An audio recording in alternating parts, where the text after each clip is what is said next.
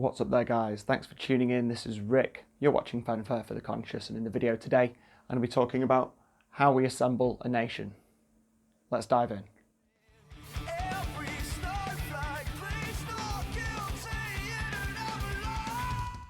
So first of all, if you've not seen my previous video on the layers of self-sovereignty, please check the link up above, and that'll give you some good background knowledge. And if you look at any of my previous playlist, which is also going to be linked on the other side, go and check out the Remedy. That gives you sort of background to what's going on in America right now. And a lot of this is going to be based on the methods which have been implemented over there. So first we're going to talk about the method that's being pioneered by the American States Assembly. So you're getting a little bit of an idea of how this is actually being actioned, and they have all 50 states assembled already, and they're going to be looking at the moment now to assemble all of the counties within the states. But the basics of it is that the American States Assembly is split up into 50 separate states with 3,141 counties within those states, or county equivalents. So, for example, there are 3,007 county entities. There are 16 boroughs and 11 census areas in Alaska. You've got 64 parishes in Louisiana. You've got 42 independent cities in various states, including Missouri, Nevada, Maryland, and Virginia. And then there's one District of Columbia. So they're not all actually named counties, but they do function as county-type entities. And that is the sort of the layer below the states in terms of numbers of people and landmass area. They actually already have all 50 states correctly assembled with 2 nationals per assembly.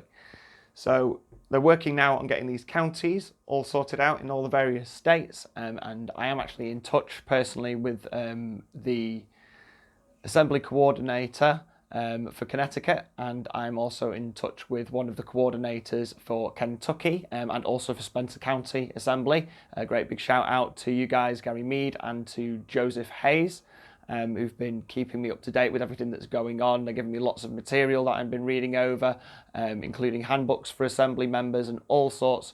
Anybody interested, I will be able to provide these things for you in the future.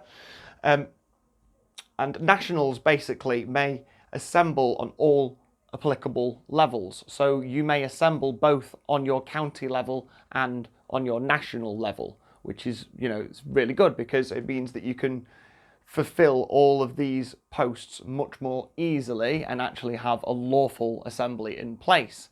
Obviously, the more people we have, the more weight it's going to have behind it, and the more voices we're going to have speaking, the more activities we're going to be able to do, the more we're going to be able to put the government on notice that we have taken over.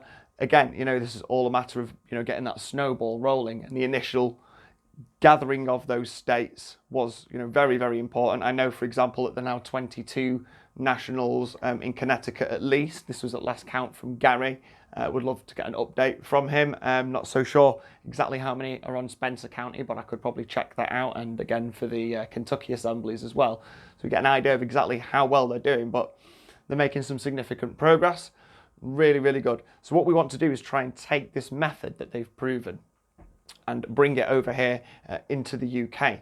So there are some fundamental issues with assembling in the UK, and that is mainly because the United Kingdom of Great Britain and Northern Ireland was created by force, and it's considered illegitimate by most people who would be considered part of it. So the Scottish don't particularly like being part of the United Kingdom, I don't believe. I mean, correct me if I'm wrong, Scots.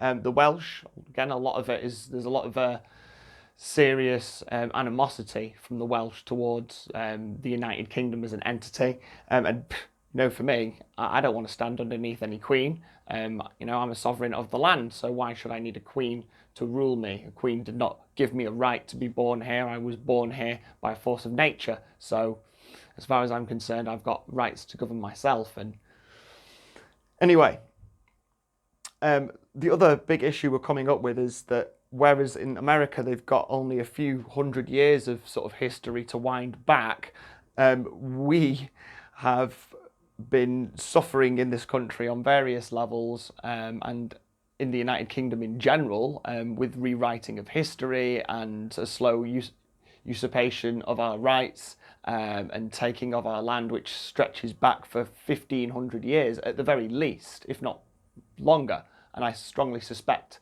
an awful lot longer than that. And our local government boundaries have been redrawn so many times, it's hard to know where it's worth rolling that back to, and how practical that's going to be in a modern sense. One example, which I'll get to you later, is the county of Middlesex, which has been almost entirely swallowed by Greater London. But what is most important is that despite anybody's dislike of this flag here, this wartime flag, this flag here, you see, looks an awful lot like the United States of America flag. Well, this is the flag of the people of America. This is the peacetime flag of America. Apologies if it doesn't have the right numbers of stars and the right numbers of stripes. I've done the best that I could with my old whiteboard pens. But this thing here, the Union Jack and the Union flag, is actually a wartime flag. It's an Admiralty flag. We've never had a peacetime flag in the United Kingdom, because it was never really united by the people. It was always united by monarchs and united by force. And we, as people, don't want to do that. We want to be able to work together. So the English and the Scottish and the Welsh and the Northern Irish, as much as we all hate this flag, we are going to have to unite, and it won't be under this flag. I've got plans for a brand new flag, and if anybody from these various nations is interested in helping me come to a unified flag of our four nations, under which we can stand in peace, not in subjugation or war, as sovereign nations on their own that work together, then please come and get onto Lawful Bank and join me. We need to unite as a people so that we can replace this government, because whether we like it or not, this is the government under which we're living right now, the United Kingdom of Great Britain and Northern Ireland. And unless we want to continue being subjugated by that, we have to represent ourselves under our own flag as the people. And we've got to take over the governance of these countries, take over the governance of Scotland, take over the governance of England. The lands of Scotland will be governed by the Scottish, and the lands of England will be governed by the English, and the lands of Ireland will be governed by the Irish, and the lands of Wales will be governed by the Welsh. I'm going to pop up an example board right now that I wrote the other day and never actually got around to making a video of, because I'm not sure exactly how we should be organising ourselves. Now, our boundaries in this country, in our mainstream history, have been being redrawn for at least 1,500 years.